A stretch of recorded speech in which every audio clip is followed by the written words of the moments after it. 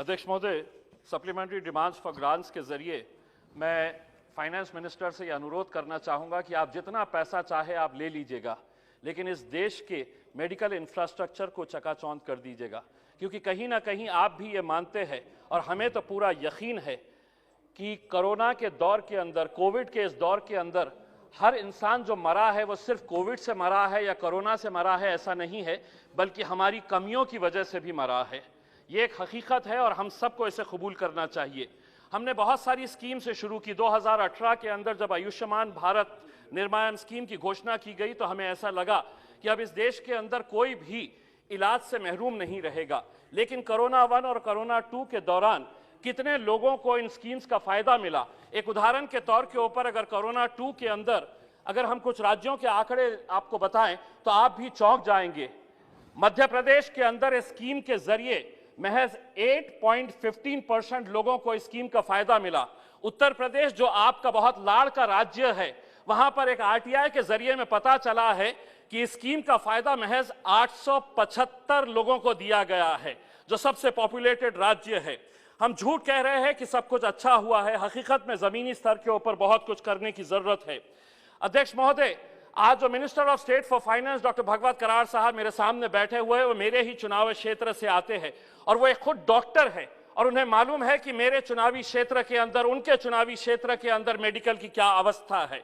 क्या डॉक्टर साहब ये हकीकत नहीं है, क्या ये सच्चाई नहीं है कि मराठवाड़ा का सबसे बड़ा घाटी हॉस्पिटल औरंगाबाद के अंदर है और आज भी इस हॉस्पिटल के अंदर गर्भवती महिलाओं को बेड्स नहीं होने की वजह से, डॉक्टर्स नहीं होने की वजह से उन्हें फर्श के ऊपर लिटाया जाता है। यह हकीकत है जिसको आप इनकार नहीं कर सकते हैं। आप भी कई मर्तबा इस अस्पताल के अंदर गए हैं। अध्यक्ष महोदय, हमारे अस्पतालों की, हमारे मेडिकल इंफ्रास्ट्रक्चर की हालत इस कदर चरमराई हुई थी कि मुझे एज अ सांसद होने के नाते बॉम्बे हाईकोर्ट जाना पड़ा, क्योंकि सरकारों के ऊपर इसका कोई असर नहीं हो रहा था। मैंने पीआईएल फाइल किया और पीआईएल फाइल करने के बाद जब अदालत को मैंने हकीकत से आगाह कराया तो अदालत ने सरकार को फटकार लगाई और सरकार को फटकार लगाने के बाद आज कई 100 पोस्ट आज महाराष्ट्र के अंदर क्रिएट किए जा रहे हैं, तो महज इसलिए कि इसके अंदर सरकार का कोई हाथ नहीं है, बल्कि अदालत ने इसे गंभीरता से लिया था। क्या वजह है कि अदालत के दखल अंदाजी के बाद ही ये मेडिकल इंफ्रास्ट्रक्चर को इंप्रूव किया गया है? क्या वजह है कि हम बहुत सारे लोगों के मरने के बाद ही हम जागते हैं? कोरोना से पहले अगर हम इसके ऊपर संजीदगी से ध्यान देते तो आज मेरे हिसाब से महाराष्ट्र के अंदर जितनी मौतें हुई है या देश के अंदर जितनी मौतें हुई है हम वो बचा सकते थे। हम एक तरफ आयुर्वेदा को खूब बढ़ावा दे रहे हैं, लेकिन क्या वजह है कि हम यूनानी मेडिसिन को पूरी तरह से नजरअंदाज कर रहे हैं। आगे क्या होगा हम नहीं जानते हैं, लेकिन बूस्टर शॉट्स के बारे में सरकार की क्या नीति है ये हमें बताए। जेनोम सीक्वेंसिंग महज 1% तक क्यों है, इसके बारे में हमें बताए। आज के इस बजटरी डिमांड्स के अंदर माइनॉरिटी के बारे में भी चर्चा की जा रही है। माइनॉरिटीज के बारे में इसलिए कोई नहीं बोलेगा क्योंकि आपको माइनॉरिटीज से कोई लेना देना नहीं है और इन्हें माइनॉरिटीज की याद महज इलेक्शन के वक्त में आती है। लेकिन हम बोलेंगे आपको, lowest literacy rate in India अगर कहीं पर है तो वो आज सिर्फ मुसलमानों का है। हर साल अध्यक्ष महोदय 1 करोड़ मुसलमान बच्चे pre matric, post matric, matric merit cum means scholarship से महरूम रह रहे हैं, क्योंकि हम जो डिमांड कर रहे हैं कि ये डिमांड ड्रिवन होना चाहिए, स्कॉलरशिप डिमांड ड्रिवन होना चाहिए, उसको आप कबूल नहीं कर रहे हैं। कितना पैसा लगेगा? महज 1500 करोड़ रुपए। किसी भी सरकार के लिए बहुत बड़ी अमाउंट नहीं है। Highest out of school children किसके हैं? तो वो मुसलमान बच्चों के। कितना परसेंटेज है? 4.43%। 2019-20 के अंदर आपने मदरसा मॉडर्नाइजेशन स्कीम के तहत फाइनेंस मिनिस्टर साहब 120 करोड़ रुपया आपने दिए मदरसा माइनॉरिटी मॉडर्नाइजेशन स्कीम। खर्च कितने किए? तो महज 70 करोड़ रुपया आपने खर्च कर दिए हैं।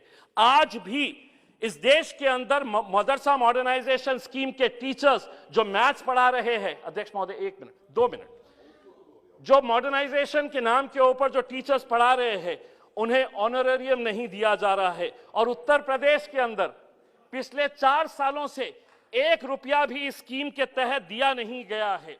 अध्यक्ष महोदय, सेंट्रल वक्फ काउंसिल को पैसा देने की जरूरत है। मैं अपने महाराष्ट्र का उदाहरण देता हूं। 93,000 एकड़ वक्फ की जमीनें हैं महाराष्ट्र के अंदर और उसे देखभाल करने के लिए महज 23 लोगों का स्टाफ है। वो जमीनों के ऊपर हम कोई अपना घर या अपना महल नहीं बनाना चाहते हैं।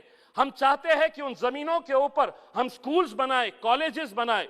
फाइनेंस मिनिस्टर साहब, हमने इसी सदन के अंदर खड़े रहकर यह मांग की थी कि मुसलमानों के हज की एक मिनट मुसलमानों के हज की सब्सिडी कैंसिल कर दे। आपने हर साल 650 करोड़ रुपए कैंसिल कर दिए हैं, लेकिन वो पैसा हम चाह रहे थे कि वो मुसलमान बच्चों के ऊपर, स्कूल के ऊपर खर्च किए जाए।